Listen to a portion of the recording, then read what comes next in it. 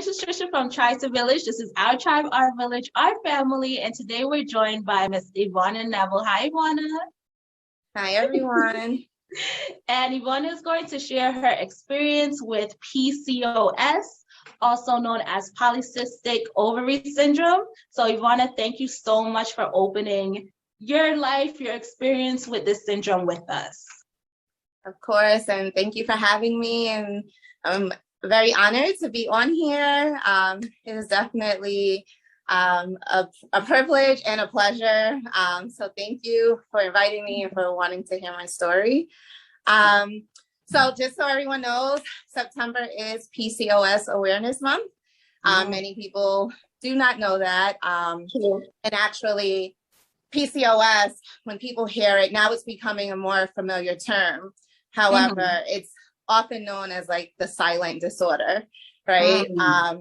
Because a lot of women, a lot of people don't know that they're living with it until they're diagnosed. And for those who don't know, it's a hormonal disorder.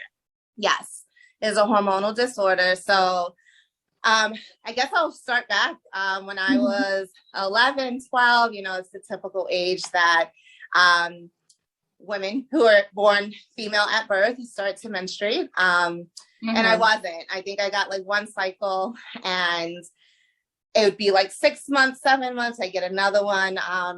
Initially, I attributed it to being an athlete from always playing tennis, because that often happens as well with athletes. They'll have like a delayed.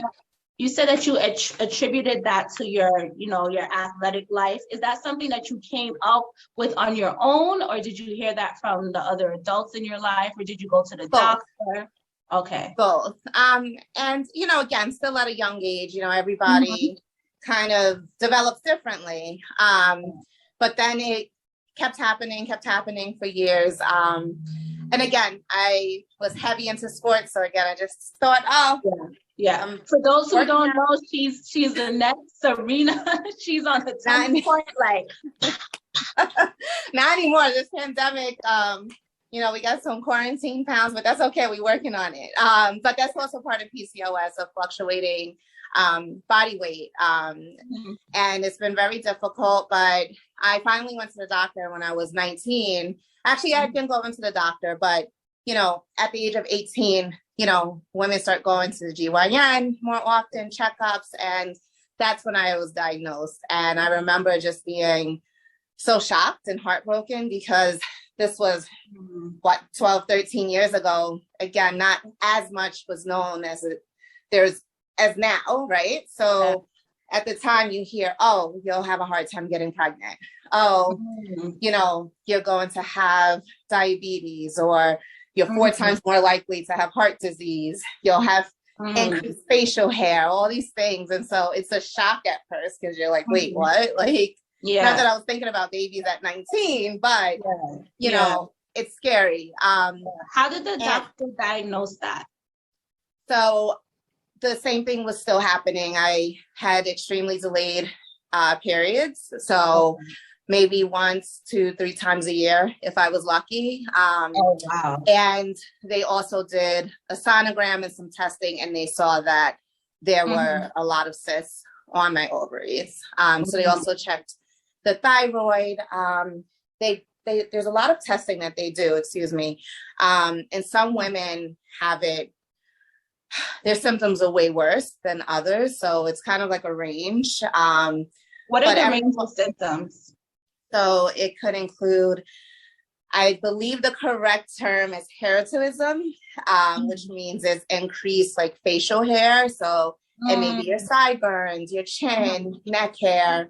So do is it a lot of, because a lot of us, honey, have that a little bit of struggle. You know, women are groomed not to talk about that, but we do have it. So should someone be concerned if they have like that one long hair on their chin or a little thick mustache? I want to say don't be too concerned if there's just 1 or 2, but usually there's a mix of, you know, there's a combination of symptoms. So it'll be the facial hair. The most common is infrequent menstrual cycle. That is the most common. that it could also be anxiety and depression too.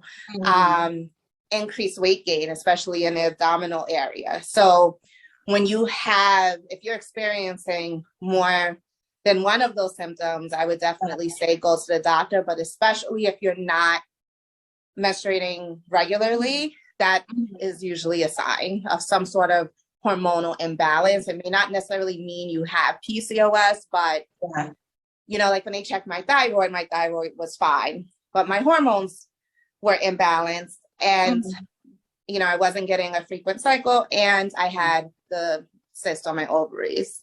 Yeah. So Evauna, the math ain't mathing for me. It's not mathing for me. I'm trying to figure out. You said that at age 12 is when you started having, you know, your menstrual cycles. They were infrequent, right? But it wasn't until, did you say age 18 or 19 that you were officially diagnosed? Yeah. So what happened in that time period when you were going to the doctor? Did they keep brushing it off, or did you have to really advocate and say, listen, you need to do some more tests here?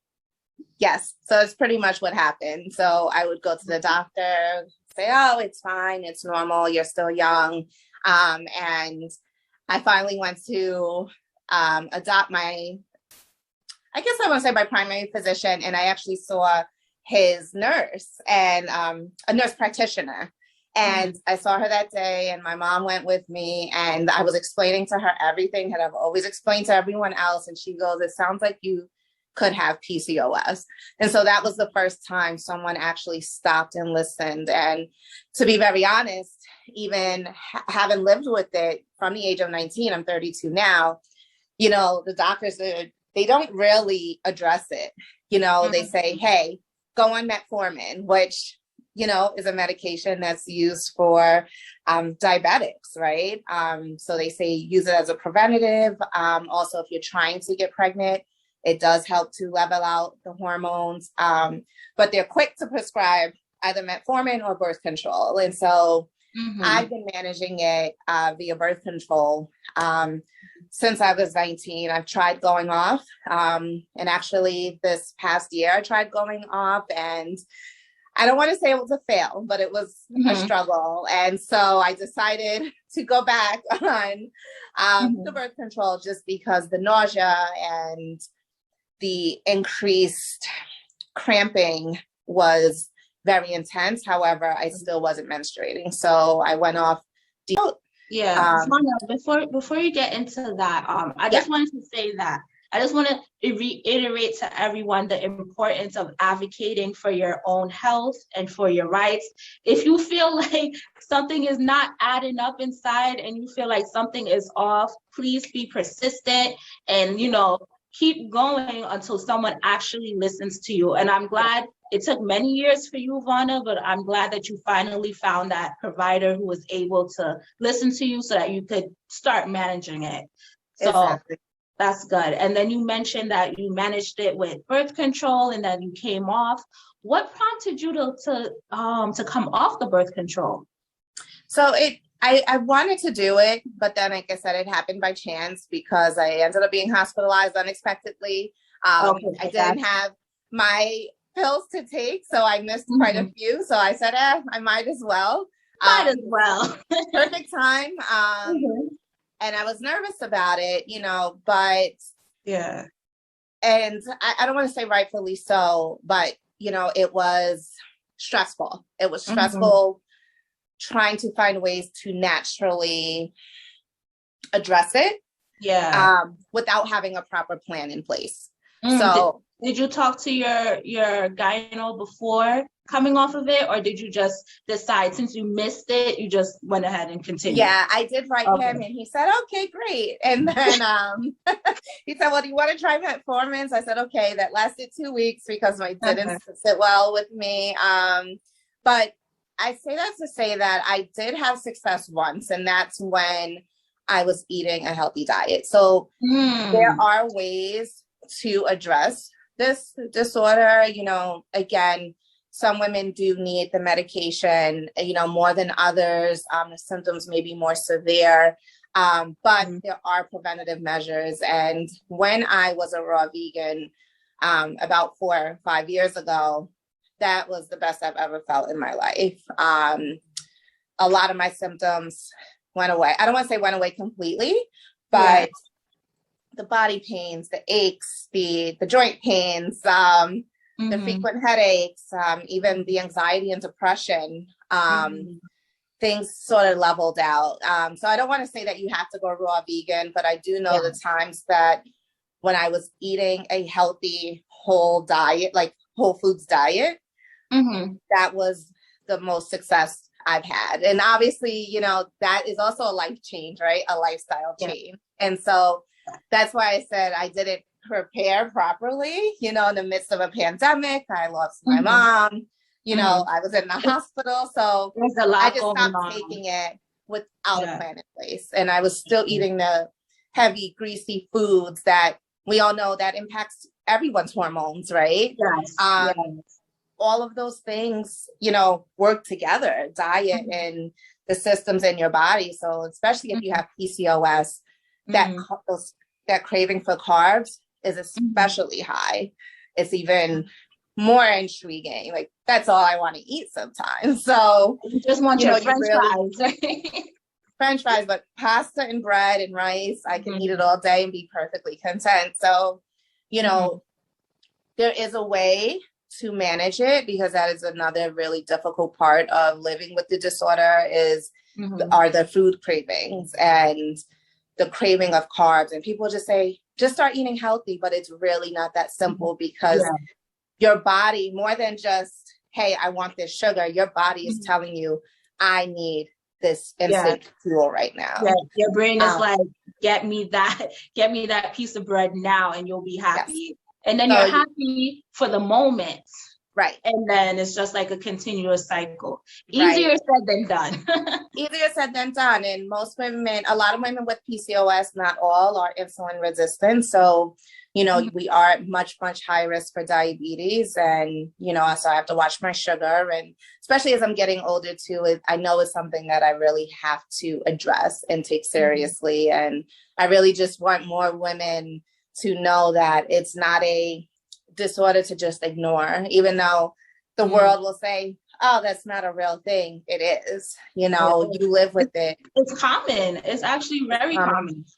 It's common. And, you know, you may say, oh, no, it's fine. It's something I can handle, but take it seriously. Care for your body, care for your mind. And I would say that a healthy diet is, for me, in my experience in the last 12, 13 years, has been the best remedy, and helping to manage it. And even emotionally too, just knowing, okay, I don't have to rely on medication. Yes. Okay. And you can have babies. So that's also a myth. It takes some planning. I've known women who have had PCOS, they're 45 and think, hey, I can't get pregnant, and they end up pregnant. So also don't believe, hey, I can just, you know, do whatever, whenever. Then you end up with 4 babies. You never know when your body's going through that cycle. So, you know, but it is possible. And I think that's the scariest part for most women, is just hearing it's going to be hard to conceive. But though I haven't had children yet, I know so many women who have been able to conceive. Yeah, and there are so many options out there to help with, you know, fertility and reproduction, and some of it we'll get to on Tribe to Village. I got y'all. But there are so many options, and thank you for reminding us about that, Evauna, because I know when you hear something like, oh, your ovaries enlarged, or there are a lot of cysts around it, or you're going to have a hard time getting pregnant, like that it could be crushing for someone who wants to have children. But you're reminding us that there's hope and it's possible, and you could have PCOS and still have children. You absolutely can. And, you know, if you do struggle with anxiety and depression, you know, that is also could be an underlying, you know, cause of that. Great. You know, especially again, combined with having an infrequent menstrual cycle. So, you know, don't ignore those things. Don't just write it off, because for so long I struggled with anxiety and depression, and I wasn't able to put all the pieces together. But now that I know there's something medically going on, I can tell, okay, if I'm feeling a little down, I also kind of know where I am in terms of my cycle, right? Even being on a regimented birth control schedule. So pay attention to your body, don't ignore the signs. And, you know, if you, again, to your point in the beginning, if you feel something, you have to advocate for yourself and you have to speak up. And so the medical providers hear you loud and clear. Yes. And say, you need to address this. We need use your voice. God gave you that voice for a reason. God gave you that intuition for a reason. Yes. Don't suffer in silence. Don't let anyone tell you, oh, it's a silent disorder. And it could be anything aside from PCOS, you know. Advocate for yourself. You know your body better than anyone else. Evauna, thank you so much. Thank you so much for sharing your insight. Thank you so much for encouraging those of us who have PCOS or know someone with PCOS to encourage us to know that it can be managed, that it is a real thing, and there are brighter days ahead, and it's not the end all be all. Thank you so much for that. And thank you. Remember, September is PCOS Awareness Month. Our ribbon is teal. So it is PCOS Awareness Month. So research it, look it up. There's a lot of different communities on social media as well that I found when I was on social media. I'm currently not. I'm on a hiatus, but I actually found comfort in that as well, because it can become frustrating. So reach out for help and look for those support groups. Find your tribe. Yes, find your tribe. Exactly. Expand your tribe, because we're part of your tribe. So keep expanding it. And I'll put some links in the description below. And let's continue to elevate and grow together. And don't forget to like, comment, share, subscribe if you haven't. Hit that notification button so you never miss another video. And let us know what you think about this video. We would love to read about it. Until next time, bye. Bye, everyone.